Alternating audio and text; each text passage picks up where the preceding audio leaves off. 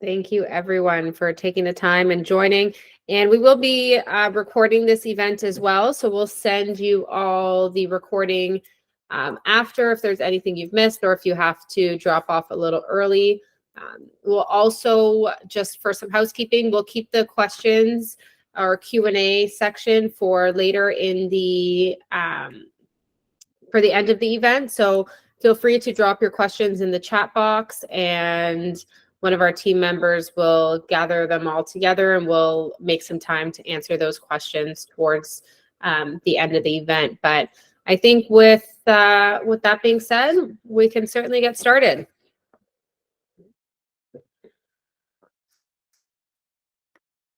So welcome to Navigating Career Growth in Luxury and Hospitality. Again, I appreciate everyone taking the time. Here's a quick snapshot of what's on the agenda for today. So we will start with a quick intro into who is DC Global Talent and what it is we do, what type of clients we work for or work with, and the types of positions that we recruit. The career paths within the luxury hospitality segment and what that looks like. We'll do a brief overview of the different hotel segments as well and how they are differentiated between one another. We will dive into some examples of different career trajectories that we've seen, and then some strategies on how you can advance your career within hospitality, specifically if you're looking to continue growing within that luxury segment or in transitioning into the luxury segment.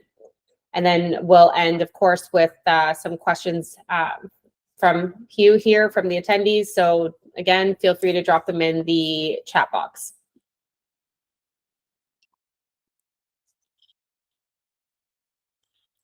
And with that being said, hi, my name's Daniela, and I am the CEO and founder of DC Global Talent. I started this business about 7 years ago after spending some time living and working in the Cayman Islands. A bit of a background about me is I went to school for human resources, but I actually started my career with the Big Four. So I was working with KPMG in the financial sector, but always in an HR capacity, and eventually transitioned my way into marketing, and from marketing transitioned my way into beverage sales, which was really my first experience with hospitality. I started the business with the desire to share opportunities with people who may not know that they exist in the Caribbean after spending that time living in Grand Cayman. So it was really just the desire to share something that really made me excited, and seeing an opportunity and a niche in the market, and truly falling in love with the industry. And it's just such a great feeling to be able to share opportunities with people that advance their careers and allow them to explore new markets and new beautiful destinations. A quick snapshot here behind me, you'll see that our core market is the Caribbean and the Americas. So that's primarily where you'll see our job postings in beautiful destinations like Turks and Caicos, Bahamas, Grand Cayman, Anguilla, Grenada. And then also we do quite a bit of work in Mexico and in the United States. And then we're slowly starting to branch our way into other segments like Brazil. Hopefully we'll be doing some work in places like Argentina and Peru, in markets that we certainly see growing. In terms of employee size, we're now a team of 7. We're an all-female team. And our industry remains hospitality and food service. So we are niche. And I think that that definitely differentiates us maybe from some of the other recruitment agencies that you might see posting online. And then further to that niche is luxury and upscale segments is where we're working in. Oh, did we skip one? Okay, we'll keep it on this page here. This is our team of all-stars that we have. So Alma is generally the person who is behind the scenes doing a lot of our operational work. And we have 4 full-time recruiters, Laura, Catherine, Nita, and Jessica. And they all generally specialize in something different. And these are the people who you'll see in your inbox messaging you about opportunities, sharing our job posts, scheduling calls, submitting your resumes to our clients, etc., and all the way up to negotiating your salaries and your offers once we get to those stages. And then finally, last but certainly not least, Danielle is behind all of our marketing that you see on all our social channels, as well as the employee who helps us and supports us with these exciting events as well. So gives you a quick snapshot of who our team is.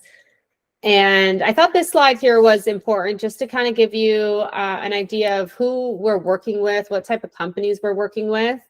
And you'll notice that the majority, if not all of these companies, are in the luxury segment. So at the top, you'll see Sugar Beach. That's a Viceroy property in St. Lucia. We recently recruited several management staff for them. We're doing quite a bit of work with the Kimpton, which is one of the newer and more trendier brands for IHG. Palm Heights, I'd say, is that It Girl hotel in Cayman. It's a, if you know, you know. And then the list goes on. So we do a lot of work with luxury hotels, and then from branded properties to standalone independent brands, which Palm Heights would fall under that category of an independent brand. So would Annie, OilNet Bay, etc. And this is just a snapshot of some of the clients. There's certainly not all of them. But they are ones that we are very proud to be working with, and that we've had the opportunity to grow alongside them as well.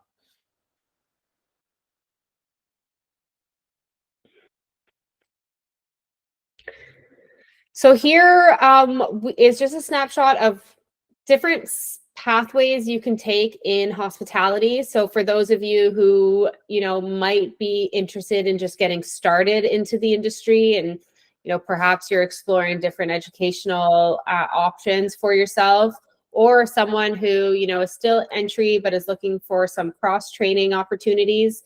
These are the different industries, or rather the different departments we work across, from a lot of positions in culinary, HR, finance, food and beverage, which both back of house and front of house. Front office and rooms division is a department that we do a lot of work in, and that we have quite a bit of opportunities in right now. Hotel management, retail operations, we do procurement, logistics, project management for those developers who are looking to increase their footprint and their brand footprint across different markets. Recreation and spa, sales and marketing, engineer, maintenance. These are really the core departments, I'd say, that we are most involved in.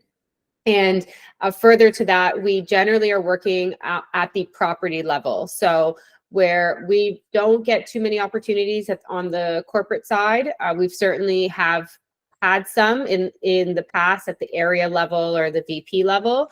But I would say that our core focus is really in those hands-on property level positions across these departments.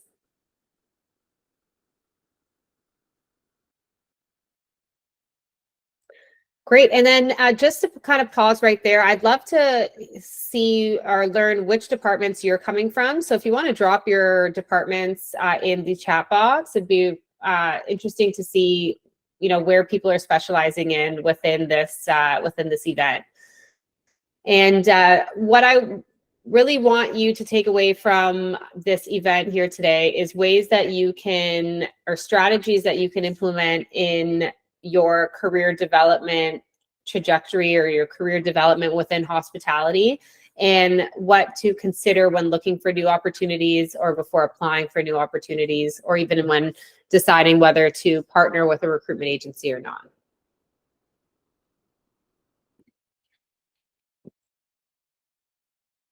So we start with, why would you be interested in perhaps looking for a new opportunity? And we took this data from the 100,000 plus candidates that we have in our database in we tend to ask them every time we have a new opportunity and we're reaching out to someone for the role, or they're applying and we're scheduling some time to chat with them. The most common reasons we see people looking to make a change are listed here. So either there's no opportunity for advancement, or they've really sort of hit that glass ceiling where they are. And oftentimes this can simply come down to, the next role. Let's use an assistant front office manager for an example. They want to get to that front office manager position, but the front office manager is not going anywhere, and they're recently promoted, and that could look like another at least couple years, and they're ready now. So lack of opportunity for advancement where they are. In some cases, the work environment has become toxic for lack of poor management, or simply that their needs are not being heard, and that their suggestions are not being received. Sometimes it comes down to that they are no longer feeling challenged. They're feeling that they're stagnant in their role. And this can come down to, a lot of the time, the property that they're working at, and whether or not they align with that property's company values, and if they could instead see themselves working for a company that has closer values to what they believe in. The most common, I would say, for us, just because we're specializing in offshore recruitment, is international experience. So we get a lot of people reaching out to us asking us, what the process is to get a job in a different country, and that, right now is a good time for them, and, no better time than now. So we get a lot of people looking for international experiences, or looking to switch hotel segments, or really just feeling, I think I briefly mentioned this, that they're not being appreciated in their role, or that their talents could be better suited for a different position and a different property.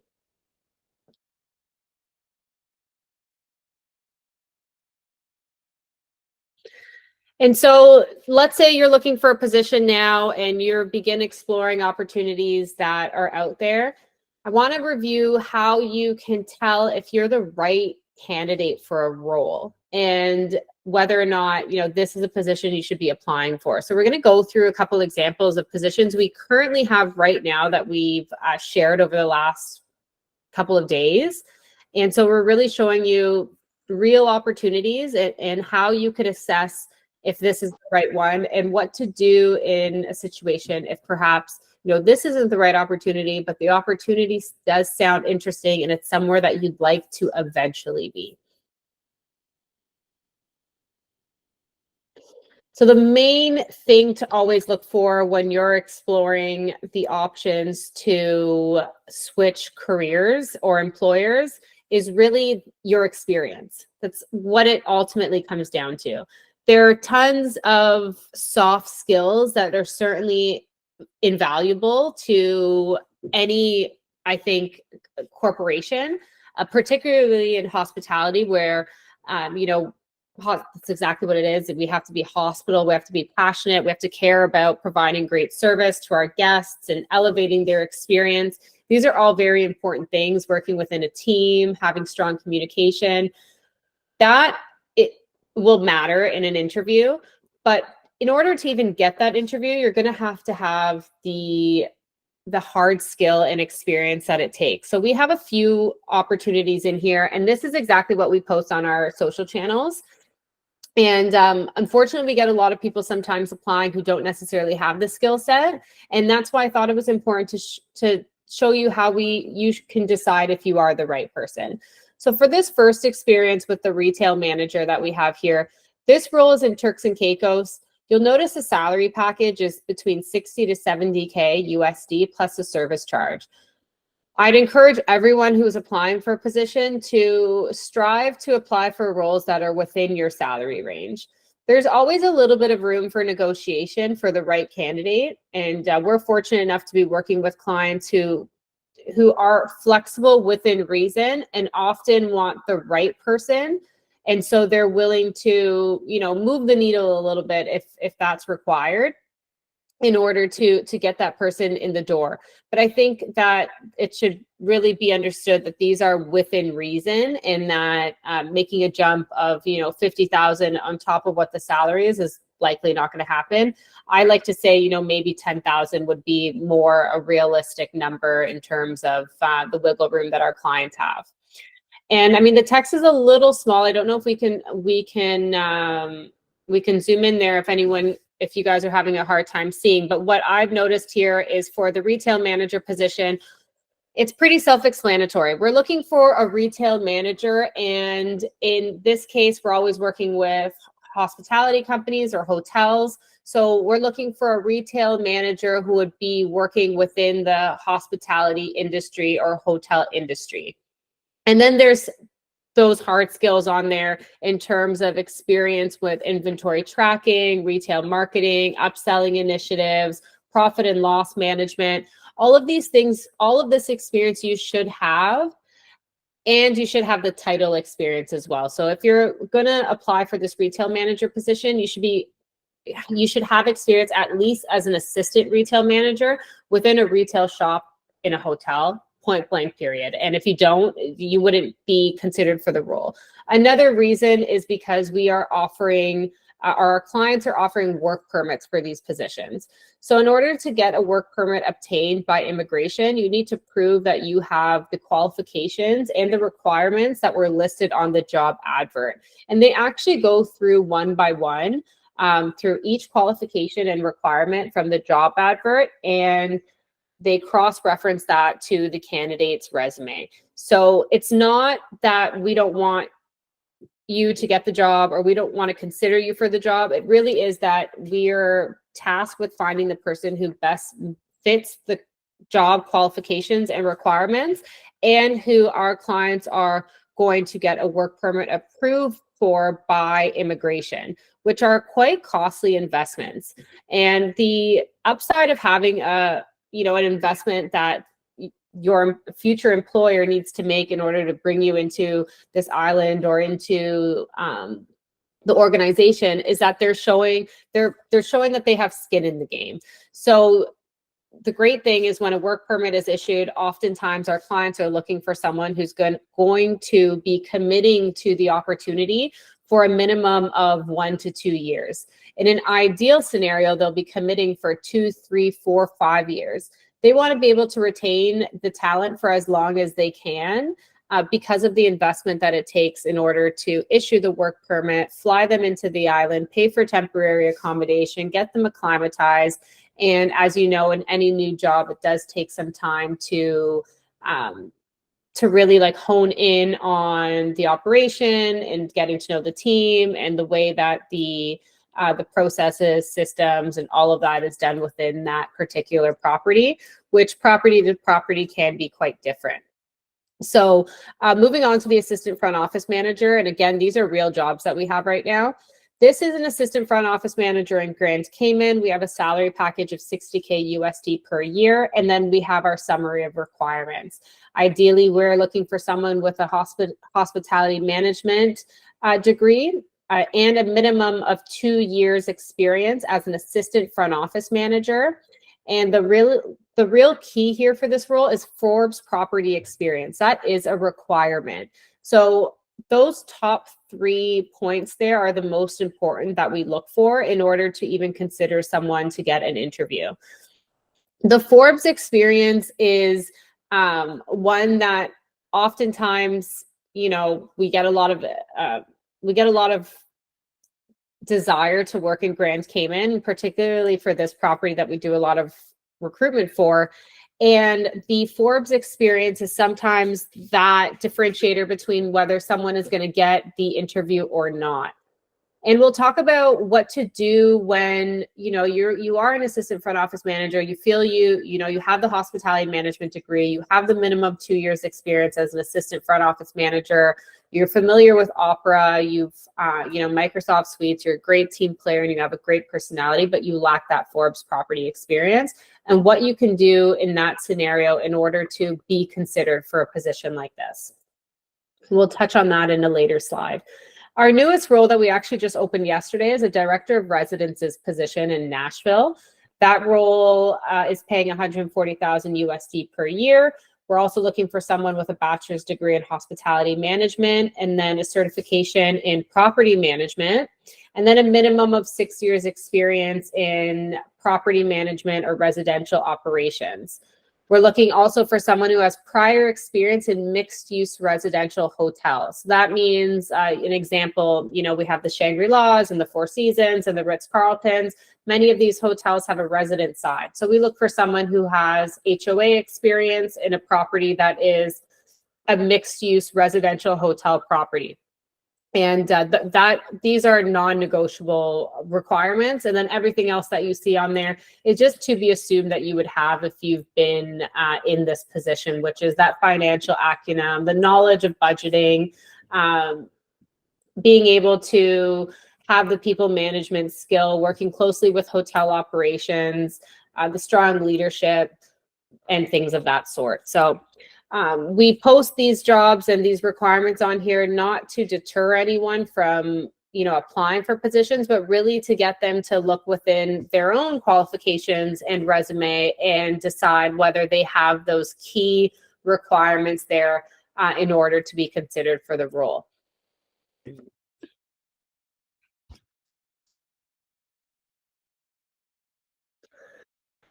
So we'll touch on the different hotel segments in the scenario where you do have all of those requirements. And sometimes another differentiator that's going to, really get you that foot in the door or is going to potentially be a deterrent in you getting the opportunity.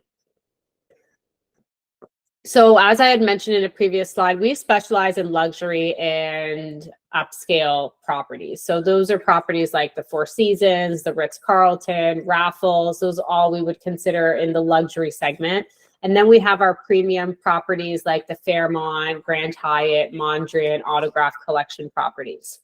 Properties we don't work with, but I wanted to point out here, just in case some people may not know the difference, is we do not work with economy or mid-scale hotels. So that would be hotels like the Courtyard, Four Points, Novotel, many others you can find online that would relate into these economy brands.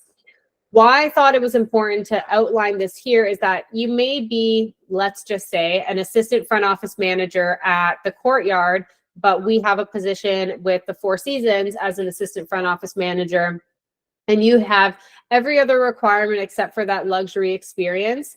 Well, it's not going to translate the same. And that's because the product and the service is different.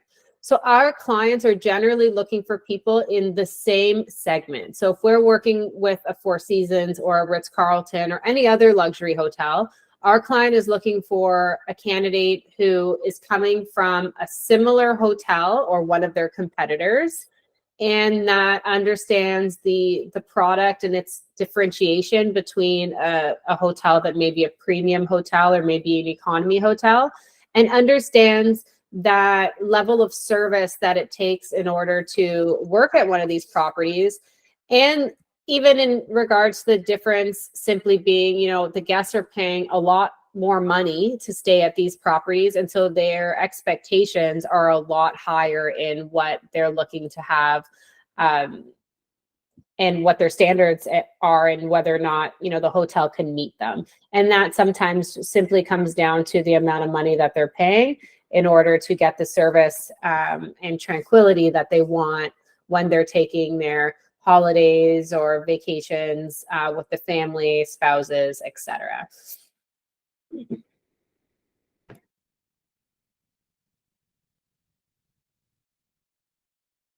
And so here we'll talk to you a little bit about what a career trajectory could look for. And I just chose one particular job in specific, but this is to really be an example of how our career trajectories are long. They're not meant to, that we start today and then tomorrow that we're a director in a couple of years. There are steps that we have to take in order to gain that experience within our department, within our careers, in order to really be in a position of leadership that can provide you with ultimately the best salary at the end. Hospitality is an industry that you can start in and retire in, and we all want to get to these really comfortable and salaries that provide us with the lifestyle and with the seniority and achievements that we want. But it takes years in order to develop those skills and the position, the seniority and the leadership in order to get to those more senior level roles. And I'll give an example in the next slide.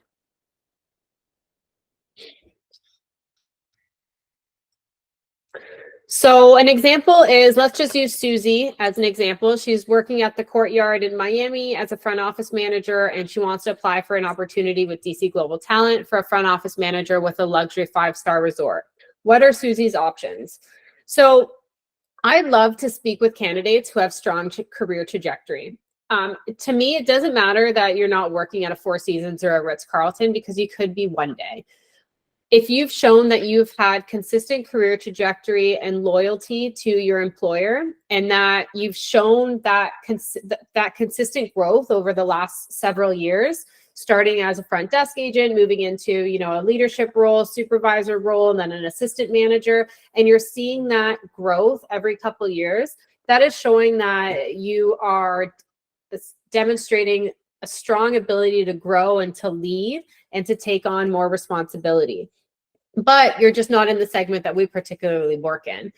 What I like to suggest to people like Susie or anyone else in this case is that sometimes we have to take a step back in order to take a step forward. And this could be very challenging for people to either accept or do if they want to move into a new segment, because it's taken, in some cases 5, 6, 7 years to reach that management title. And in order to go back into an assistant manager, or in some cases a supervisor, it could be a bit of a shot to the ego, let's say.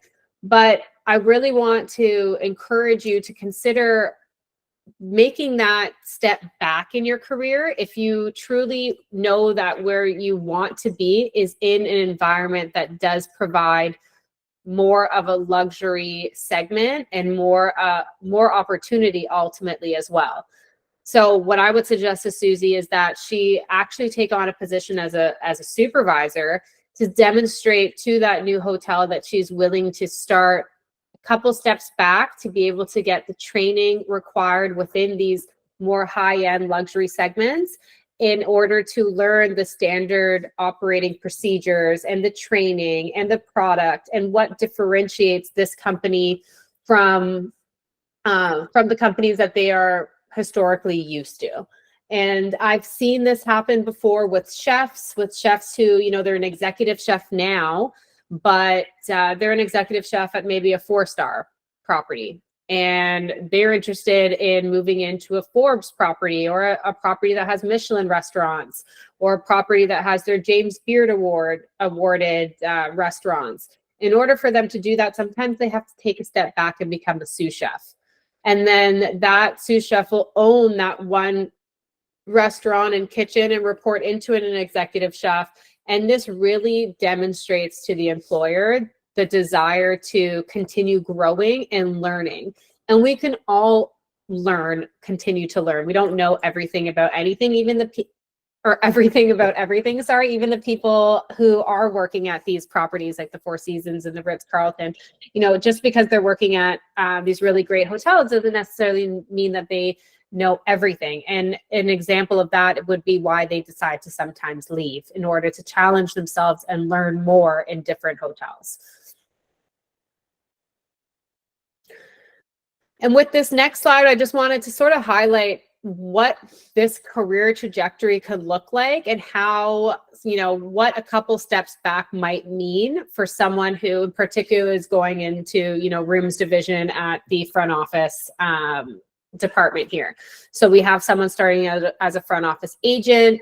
They're doing that for a year, I would say, usually a year or two, they become a lead. And then they've been a lead for maybe a year or two, and they've become a supervisor. By the time they're at the supervisor level, they've been in front office for at least 4 years. And they've been showing a strong loyalty to some sort of company. From the front office supervisor, this is when they'll become an assistant front office manager. And this is a big jump for a lot of people from that supervisor to assistant manager level here. As the assistant front office manager, you'll work for 2 or 3 years until you become the front office manager. Again, 2 or 3 years until you become an assistant director of front office. And then here is when you can move into the director of front office.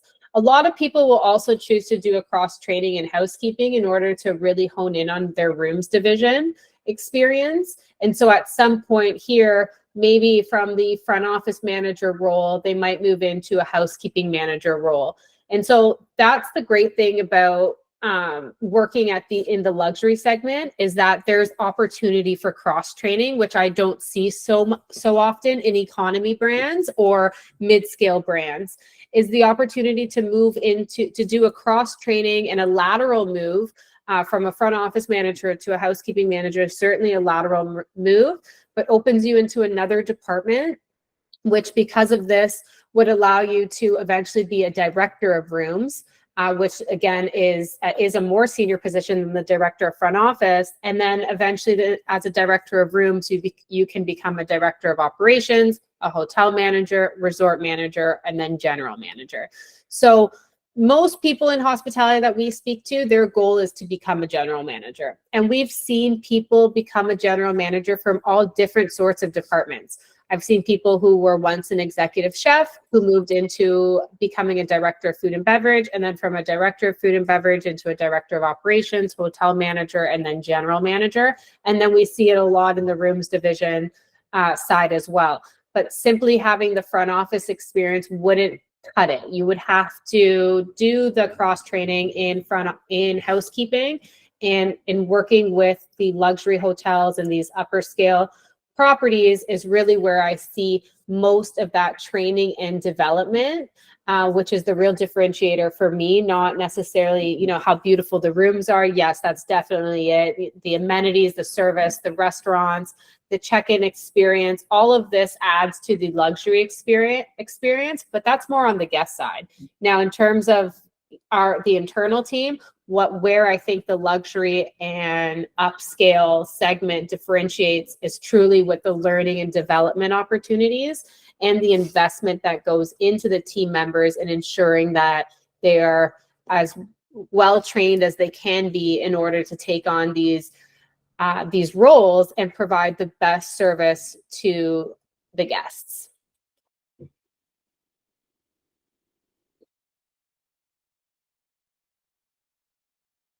So in saying that now, okay, great, you understand that maybe to get to the luxury segment, you might have to take a step back and you're willing to do this.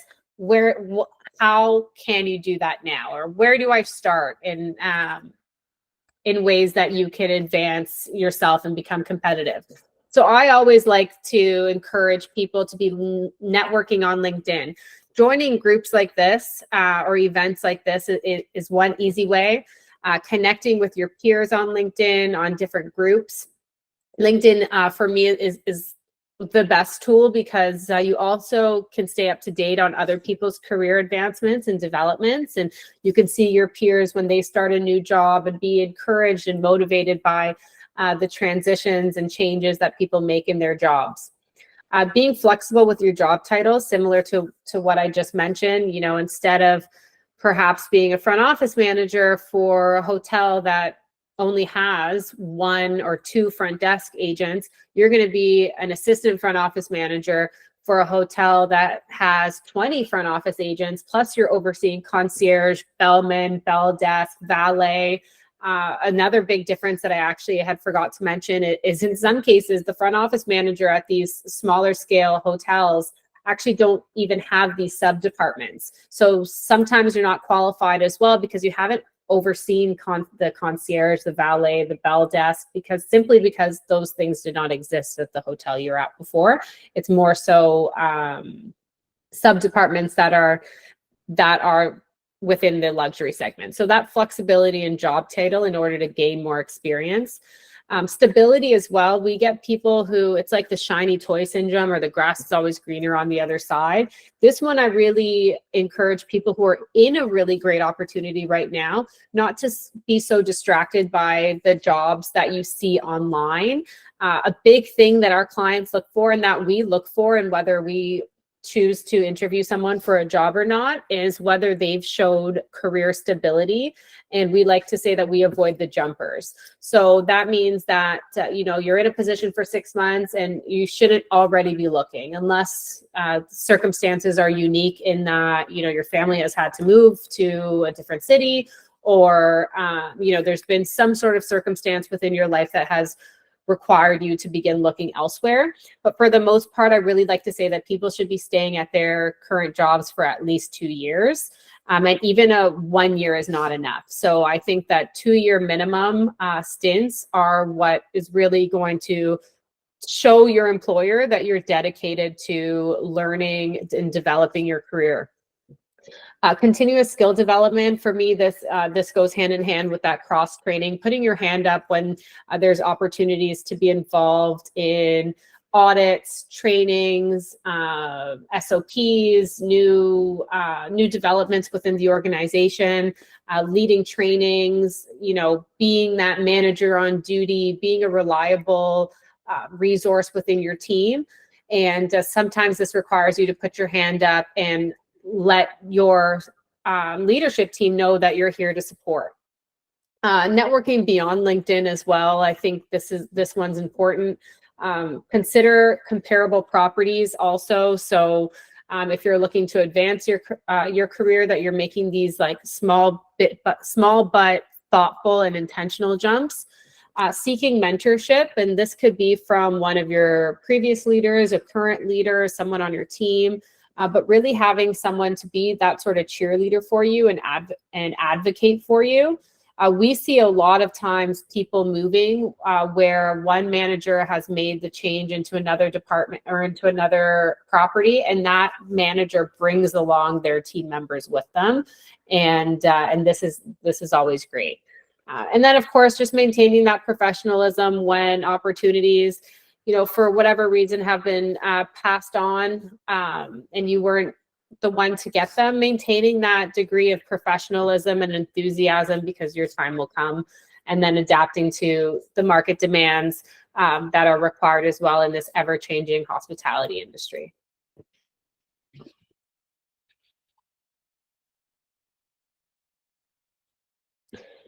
And then these are things that we added here just as, what we're generally looking for and what our clients are looking for. So again, that customer service skill, I think that goes without saying. Finding ways to provide that extra service and attention to guests is a huge differentiator. These are the people who are often mentioned on reviews.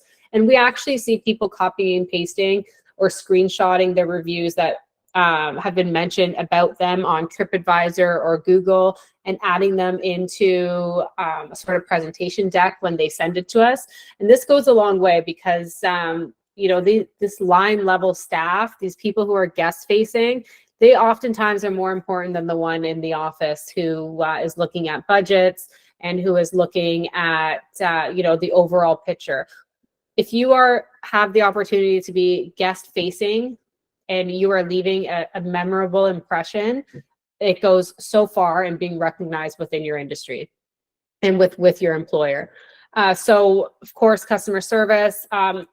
It's important to have some sort of traditional education, I think, even if it's not a degree, but that you're trying to earn some certifications through your own employer.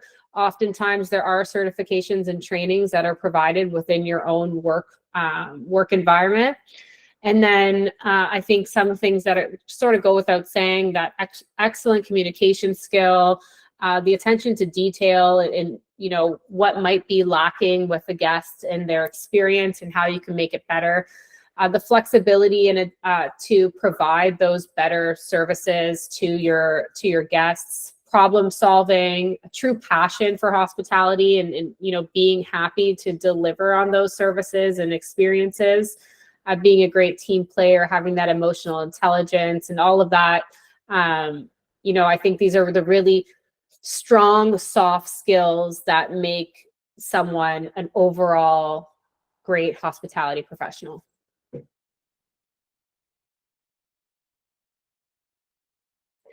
And then another one, of course, well, where do I find these jobs now? I'm willing to be flexible, and I want to gain some more experience. I want to gain that international experience, or I want to switch hotel segments. I want to do some cross training. Well, of course, LinkedIn. You found this event through LinkedIn. It's one of our favorite resources to share jobs is on LinkedIn. Networking, like we had mentioned before, making sure that the people in your circle know that you're open to looking for new opportunities, and you can't expect people to just imagine that you are. So having those coffee chats or virtual chats in with your colleagues and team members that you're open to exploring cross training opportunities, that you want to put your hand up and your name in the hat for any opportunities that come up. Google job boards, I think, that one's a good one too. Not always do the positions I see on LinkedIn, or the positions that sometimes I see on job boards like Indeed or Google, not always are appearing on LinkedIn. It is a paid service to use LinkedIn, and not every employer is using it. Company websites, of course, these are for the internal. I think all of the better companies are usually trying to fill the positions themselves first, and when they don't have success, they come to recruitment agencies like us. So if you're looking to work for a Marriott brand, then you might want to look at Marriott Careers. If you're looking to work with IHG, you might want to look at IHG Careers, Accor Careers, Hyatt Careers. All of the jobs are listed on there, and you can go search by location and then apply directly.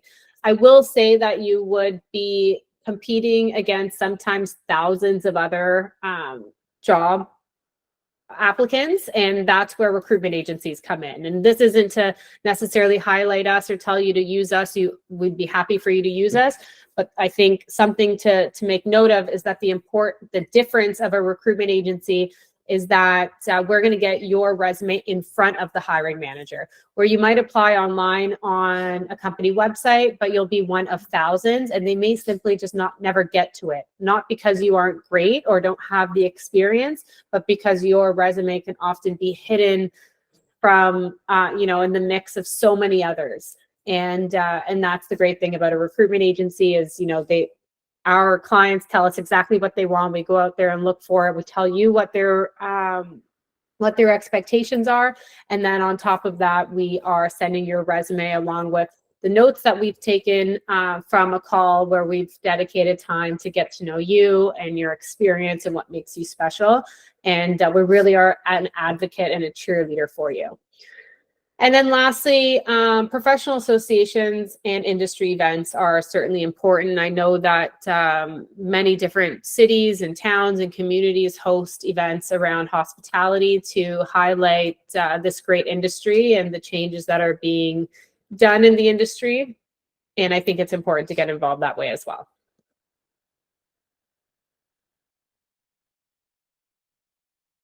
And that brings us right into the 45 minutes. So I'd love to see whether anyone has some questions for us. I do have some of the members here on the team who are in this call, so I'm sure they'll be happy to help answer if need be. But I'd love to hear about your questions in the chat box, and I'd love to answer them.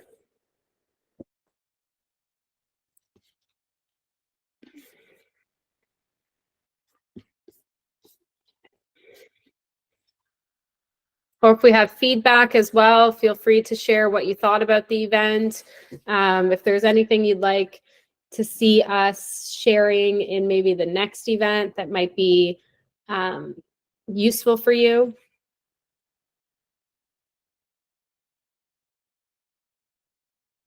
Hi, Renault's. Do we have entry-level positions in culinary? So we do. We actually have right now a ton of line cook positions available. And a line cook is the best way to start getting involved in the hospitality industry in the culinary department. So we have some line cook positions available in Grand Cayman and the Cayman Islands with a luxury boutique hotel. And we have our culinary recruiter, Catherine, who is currently sourcing candidates and interviewing candidates for the role. You can find the position listed on our website, and you can apply directly on our website as well in order to learn more about that role. And I have left the link here in the chat box for you. Renos, if you'd like, you can leave your question in the chat box here as well.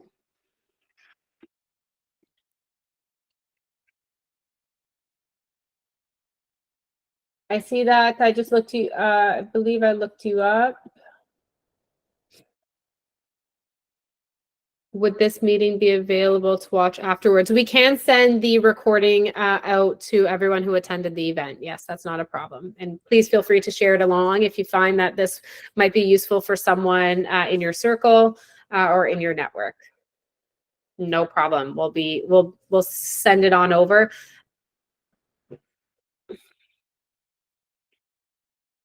No problem.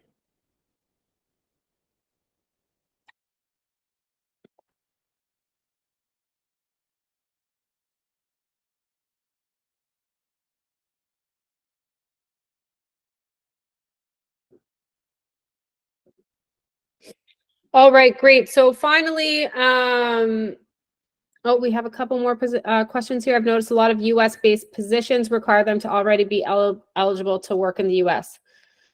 So yes, it is quite hard to get an H-1B visa in the US because what happens is the US is a large country with a lot of talent. So in order for a company to justify taking out a work permit, they need to prove that there wasn't anyone locally who qualified for the role and that they did everything that they could first to find someone locally.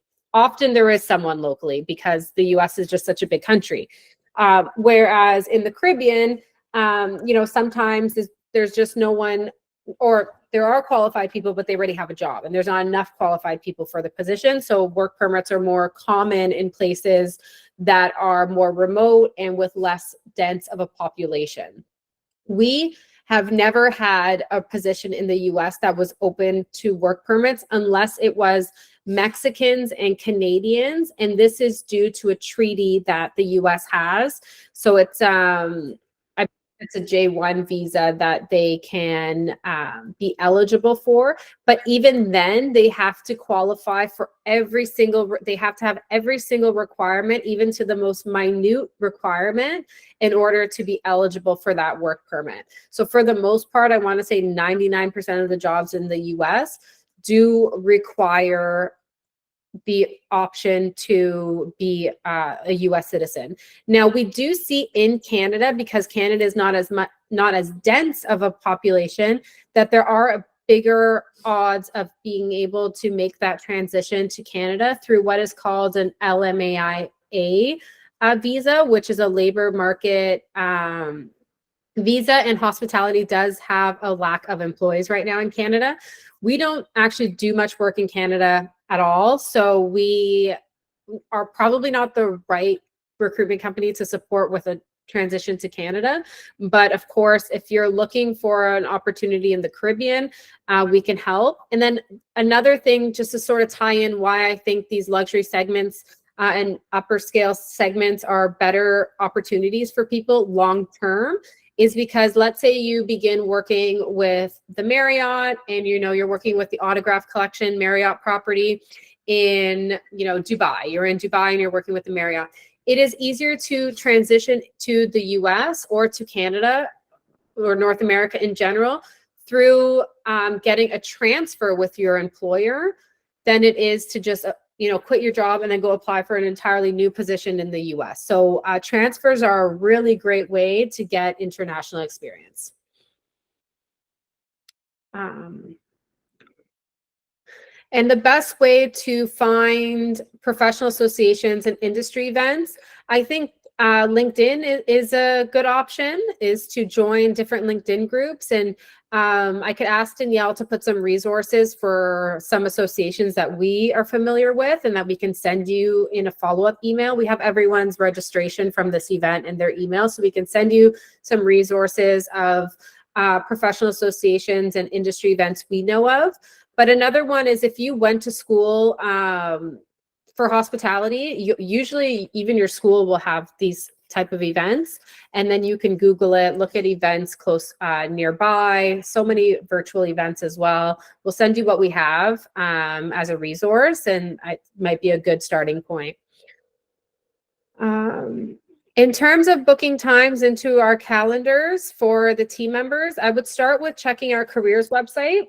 You can, the QR code on the page here, and there's the link just on the screen. That will have a list of all of our jobs that we currently have available. So if we have a position listed on our careers website, that means that the position is live and we're actively recruiting on it. And so I would apply for a position if you fit the requirements. That would get you a call scheduled in with one of our recruiters. If for whatever reason there is not a position that fits your experience, then I would still suggest that you upload your resume onto our careers page and reach out to us online on our personal LinkedIn pages, and we can definitely find time to review your resume based on availability. We're oftentimes prioritizing the positions and candidates who we do have an opportunity for, so it means that our calendars are generally quite full, but we do still dedicate a few hours a month to make sure that we're touching base and connecting with talent that we may not have a role for right now. Wonderful. Another great resource that we have is our newsletter. So feel free to scan the QR code here on the page. Our newsletter goes out once a month, and we share different articles, tips, as well as industry news, jobs, and anything else that we feel might be relevant. We try and make it fun as well. And this would get you our newsletter every month. So it's a great way to stay connected with us and learn about these events as well. And then, of course, connecting with us on LinkedIn. On our LinkedIn page is where we share many of our jobs and events, articles, news. We like to highlight different candidates we've placed in the past before, and so forth.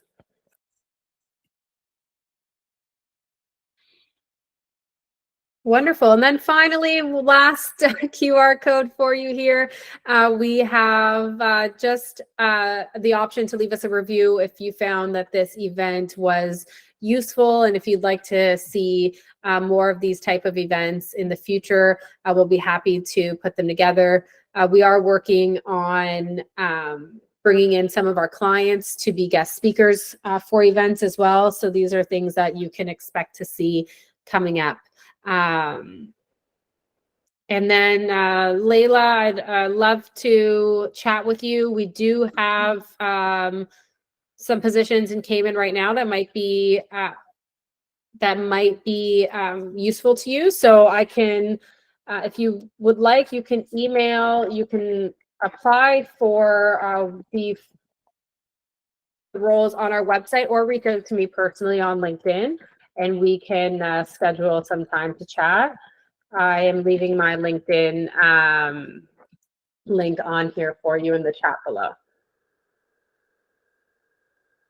Wonderful. Well, thanks again, everyone, for taking the time to chat. Look out for your emails, and we'll follow up with the recording, as well as any resources we think might be useful for you. And hopefully we can be working with you soon.